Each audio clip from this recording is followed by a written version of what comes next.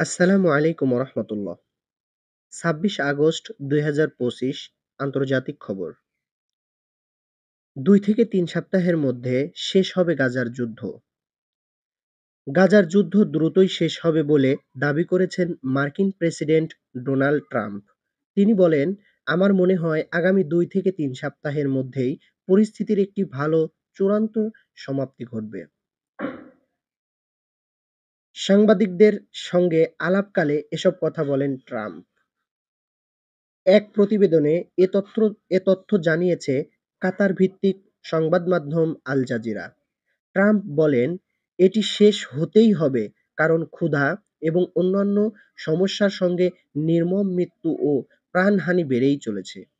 আল জাজিরার প্রতিবেদনে বলা হয়, যুদ্ধ শুরু হওয়ার পর থেকে ট্রাম্প একাধিকবার যুদ্ধ শেষের প্রতিশ্রুতি দিলেও এখন পর্যন্ত কোনো যুদ্ধবিরতি হয়নি। বরং যুক্তরাষ্ট্র ইসরায়েলকে বিলিয়ন ডলারের অস্ত্র সহায়তা দিয়েছে এবং ফিলিস্তিন রাষ্ট্র স্বীকৃতির আন্তর্জাতিক প্রচেষ্টাও প্রত্যাখ্যান করেছে। এমন আন্তর্জাতিক আপডেট সংবাদ পেতে এখনই আমাদের চ্যানেলটি সাবস্ক্রাইব করে আমাদের পাশেই থাকুন।